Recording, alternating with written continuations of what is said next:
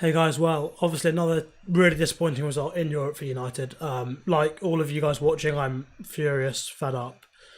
There's so much that Ole did so wrong, so many things that were horrible. And, well, tactical analysis video, so the best place to start, well, we lost the game in that opening 20 minutes. Now, the way United started the game was in this strange sort of, 5-2-1-2 shape. We played it a few times before. We had Shaw, Maguire and Lindelof in the back three with Tellers and Wan-Bissaka as wing backs. McTominay and Matic as the pivot, and then Fernandes behind Rashford and Greenwood as split strikers up front.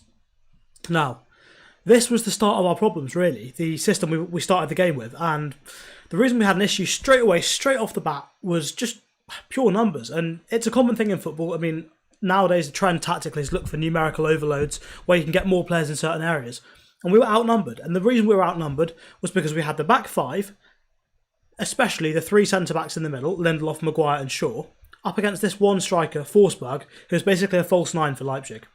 And what he kept doing all game long, well, until he got taken off, especially in the first half, he kept dropping off the back five into that Leipzig midfield, linking up. And what would happen almost every time was that then the United back five would all be left doing nothing. Just holding a line, disengaged from the play, not involved at all. And what that left was then three United players here, Matic, McTominay and Bruno Fernandes, up against pretty much six Leipzig midfielders. So they ran us ragged in that midfield. And not only that, they had Angelino as well, on that left side, getting forward. And what this was causing was that every time this would happen, one of the United defenders would, often one of the United defenders would look to get involved, get attracted towards the ball, go and end up marking one of the Leipzig players, going out to put some pressure on them. Tellers would maybe go forward as well. Or so let's say it's Luke Shaw in this case, because I saw that happen a few times in the first half. Forsberg's dropped off, they're playing some nice interplay, some good combinations. And what United were absolutely inept at doing, we didn't do at all well, was tracking the runs from the midfield beyond our defence. So every time someone would go out to press, in this case it's Luke Shaw here, going out to press this man here, a Leipzig player would just simply ghost into that space, and Matic would be looking forwards, Fernandes would be looking forwards, McTominay would be looking forwards. They'd not notice that, and they'd leave that man free. So all it takes then is when you've got this many players, Leipzig just find the free man who slides it into that gap. And what was happening then, obviously, is that then, as soon as they've found a gap in the defence, it's scrambling from everyone else. You're scrambling to cover. So Maguire's got to cover, running quickly to cover. Tellers comes in narrow. Lindelof comes narrow. Obviously, Wan-Bissaka. You've got to follow your man in, get narrow. And yes, at times, especially for those two goals, he was way too close to Lindelof. But the problem was that because of what was going on, the way they were tearing us apart when we weren't disciplined positionally, we weren't matching them up in midfield. It was creating panic in our defence, and we got tight to try and fix it. And that did not work at all, because every time Wan-Bissaka will be right up against Lindelof, Angelino ghosts in on the far post, and we saw what happened. Angelino got so much joy in that first half, and that really is something we all expected to happen, to be honest, from the way he had a few good chances in the first game we played against Leipzig at Old Trafford. But Nagelsmann, he saw what happened, knows Wan-Bissaka's not good positionally. Since that Sevilla game last season in the Europa League, he's been losing his man on the back post. He gets done by 1-2s every time. He's not good positionally. He always leaves too much space. He's too close to Lindelof. And so that happened all game long. Angelino down that left side had far too much joy. Now, I put a bit of emphasis on Luke Shaw there. I mean, I'm blaming Luke Shaw as the one that went out and pressed him. Sometimes it was Matic, you know. If Leipzig were getting the ball, they're building from a little bit deeper with this back three of Mukiel, Konate and Orban. What was happening was sometimes Matic, so they'd have a midfielder out there, Rashford would be pressing, the ball goes in there and goes out there, Matic goes out to press him, and look, someone just goes into that space behind the Nemanja Matic, and they're free between our midfield and defence in those dangerous pockets of space in between the lines. And look, if you allow a team with decent players like Leipzig have into dangerous pockets between the lines, they're going to create chances, they're going to score. And it's really difficult for static defenders, like we were for a lot of the time, to pick up late runs at pace from midfield players. Because they've got to decide, they've got to make a split-second decision. Do you hold the line and assume that if that ball gets played, the striker will be offside when the ball's played? Or do you track him and hope that everyone else follows you back? But then you run the risk of other players coming into this space here. So it was giving our defenders endless problems all game long, and that really was where we lost it. In that first 20 minutes of that first half. And look, people are going to be criticising Ole Gunnar Solskjaer. Let me know what you think in the comments down below. Do you think this is Ole's fault? Do you think he started with the wrong lineup? Or what?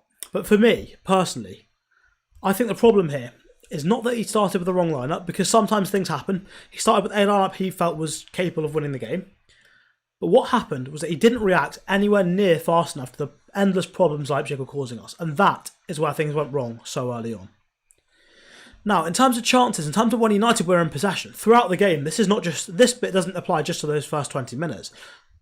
Throughout the game, Leipzig pressed us really well. They were really narrow, they went over to the ball side, and we saw oftentimes that the midfield and attack would push up, sometimes Angelino as well. And what would happen is, if we managed to get that ball beyond, there was so much space for Rashford and Greenwood in between the Leipzig defence and midfield, because the defence weren't pushing up as much as the midfield. So we did get a little bit of joy. We did get a few good opportunities, mostly from quick balls, whether it's Matic, McTominay, Fernandes, straight forward through the Leipzig midfield, and Rashford and Greenwood were able to simply just drop off the Leipzig defence, pick up the ball in a lot of space, and run at the defence. So we saw a good chance for Greenwood in the first half where he was running at the defence, tried to put it around the keeper, but just ended up hitting it straight at him. But all the chances we had pretty much weren't really from our good play, but they were there. Leipzig were leaving gaps in their press, and we just didn't find it enough for my liking.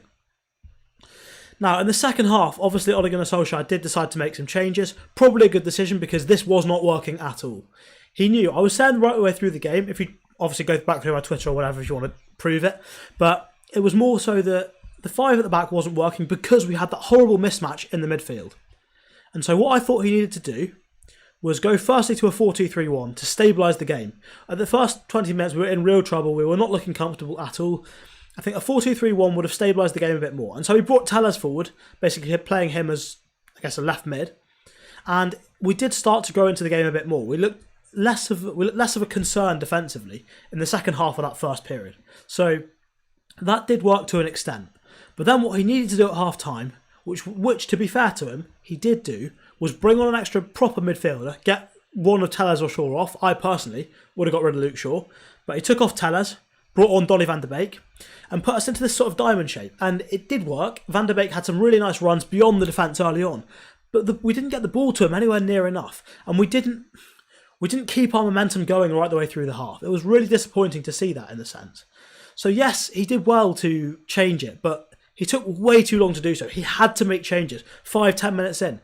I know obviously you want to sort of stabilise it, let the game develop, see what happens, let the players grow into the game. But it wasn't happening at all. He had to make the changes. He had to go to this diamond shape. He had to get that extra midfielder on, because it was a 4v6 in that midfield.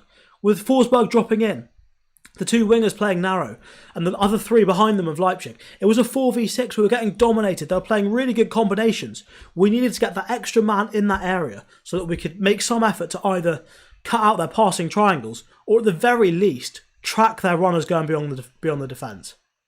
And just to reiterate from earlier, the problem was that it wasn't just stemming from sort of Wan-Bissaka playing too narrow.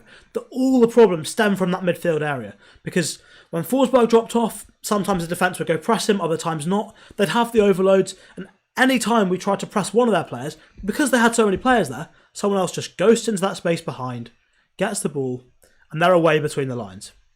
And it was really, really tough for United to deal with all game long.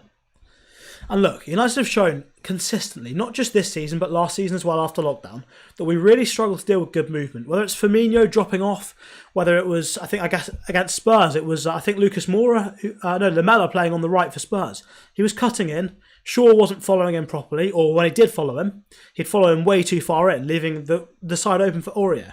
So in general, this is one you've got to look at the coaching staff for. I mean, I know the players have got to learn the basics themselves, but the coaches have got to tell them, when there's movement, this is how you're going to deal with things. And we were just inept and useless in that area today for the entire game. In terms of the goals we did score in the second half, we're obviously bringing it back 2-3-2. Look,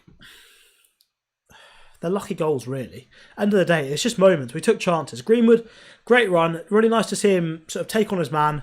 Probably wasn't a penalty, but we'll take it. Likewise, the goal from the corner, it was a set piece. If we were a threat from set pieces all game, we would have had more chances. We may well have won that game earlier.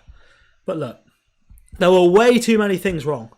Now, looking at some of your comments, Sifo Nullet says, Ollie's at the wheel, tell me how good does it feel? We got bantered by Tottenham at home, crumbled against Leipzig away. Yep, you know what? You're not wrong. We did get bantered by Tottenham at home. We did crumble against Leipzig away. Maximus D. Meridia says, hey Cam, what do you think about the diamond? Seems like last game the diamond worked well. Look, the diamond for Manchester United, it works well in some games. Against Leipzig last game, a lot of people have been saying, look, we won 5-0, it'll be a breeze this game. That's not the story of the game. That's not how that game panned out. It was a 5-0 only because we got that first, and it was a really tight game up until then. Once the Leipzig had to come out, obviously Upamecano had a shocker after that point, but up until then, it was difficult. Now look, the diamond has gone well. Against Southampton for us, the diamond works really well because they were playing a 4-4-2 with their... I'll draw it out here for you. So they're playing a 4-4-2 with their wingers really wide, these two players up here pressing. And so the diamond for us, if we say it's McTominay, Matic, in this case just use McTominay, Matic, Van der Beek and Fernandes, what it was doing was whenever they were pressing, it was giving their wingers two players to work to sort of look at, and it was causing them real problems because of this. So what they were having to do was either come inside and mark Van der Beek, or they can go and press Luke Shaw outside. I think it was Tellers that started the game. But it was giving them that decision to make. Which one of the two do I go with? And what was happening was, because in that game we got our fullbacks high up the pitch, it gave them real problems to try and work out who to deal with. So if they dealt with the fullback outside, obviously it leaves us able to progress the ball in central areas, get the ball to our important players, Fernandes, Rashford, Van der Beek, in those central areas, in those nice pockets of space, and that's what caused them problems. And if they went for the central players, then obviously the fullbacks were able to get the ball into the box, and that's why it was so effective against Southampton.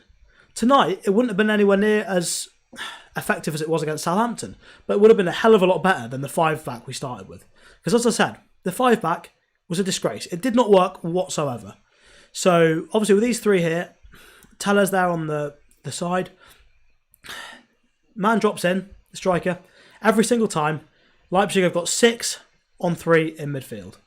And Nagelsmann knew exactly what he was doing when he sent out that team at the start of the game. He may well have expected United to do this, and every time we couldn't deal with it. Luke Shaw was out of position, going pressing horribly.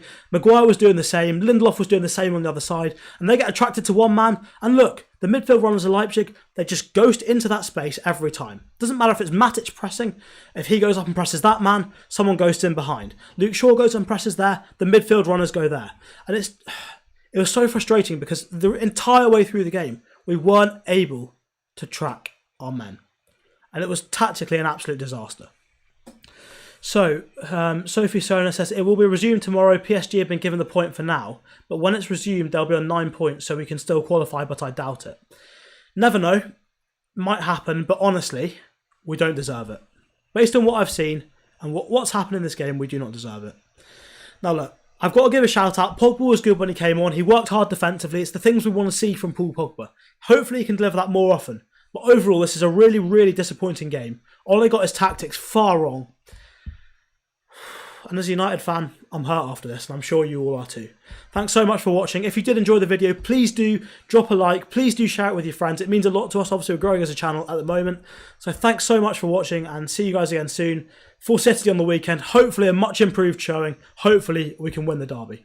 But until next time, thank you and goodbye.